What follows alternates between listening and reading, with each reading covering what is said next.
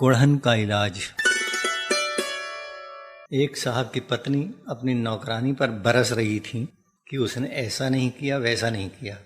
नौकरानी द्वारा की जाने वाली बातें बहुत साधारण थीं, जैसे कुछ धुले हुए बर्तनों को ठीक जगह पर न रखना, जिनके कारण पत्नी को अपना खून जलाना व्यर्थ की बात थी। पत्नी की ऊंची ऊंची आवाज़ें सुनकर पति ने उनसे गंभीरता पूर्वक केवल इतना कहा कि नौकरानी में यदि तुम्हारे बराबर बुद्धि होती तो उसकी हैसियत भी तुम्हारे बराबर हो सकती थी। बस पत्नी सामान्य हो गई और उन्होंने वे बर्तन शांत भाव से स्वयं ठीक जगह पर रख दिए। सच बात है, कभी कभी हम बहुत सड़ी सी बात पर अपना मानसिक संतुलन बिगाड़ लेते हैं। कई बार हमारी झुंझलाहट घटना के तत्काल बाद समाप्त न होकर हमारा मूड लंबे समय के लिए खराब कर देती है। हम उसके कारण काफ़ी लंबे समय तक कुढ़ते रहते हैं। ऐसे में स्वस्थ मानसिकता वाले व्यवहार निपुण लोग अपने मन के भीतर यह कहकर सारे तनाव से मुक्ति पा जाते हैं कि दूसरा आदमी उनकी बुद्धि के अनुसार चल पाने में अक्षम है या वह भी अपनी मर्जी का मालिक है। इस प्रकार यदि हमने क्रोध और कुढ़न पर विजय प्राप्त कर ली तो समझिए कि हमने आधी दुनिया जीत ली। लेकिन इसके लिए हमें स्वयं को बड़ा मानना पड़ेगा। अहम ब्रह्मास्मि, मैं ही ब्रह्म हूँ कि फिलॉसफी को हल्के फुल्के ढंग से रोज़मर्रा की बातों पर भी लागू करना पड़ेगा। दूसरों को आवश्यकतानुसार नादान मानकर चुपचाप माफ़ करना पड़ेगा। अनेक बार घर के बच्चे हमारा नुकसान करते रहते हैं और हम उन्हें झेल झेल कर उनके द्वारा बिगाड़ी गई बातों को बनाते सुधारते चलते हैं। श्री राम शर्मा आचार्य ने प्रचारित किया है, विश्वास करो कि तुम सबसे महत्वपूर्ण व्यक्ति हो।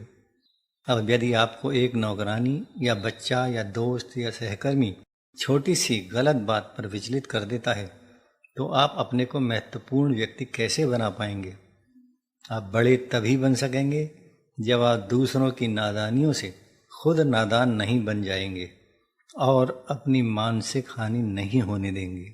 हमारे चारों ओर हर क्षण कुछ न कुछ ऐसा होता रहता है जो हमारी इच्छा के अनुकूल नहीं होता। हम सब सहते हैं, हम में सब कुछ सहने की शक्ति है। आदमी में यदि ये शक्ति न हो तो उसे कुढ़ने और चिड़चिड़ाने के लिए दिन में 24 घंटे कम पड़ा करें। हर आदमी को अपने चारों ओर के अधूरेपन के बीच ही जीने की आदत डालनी पड़ती है।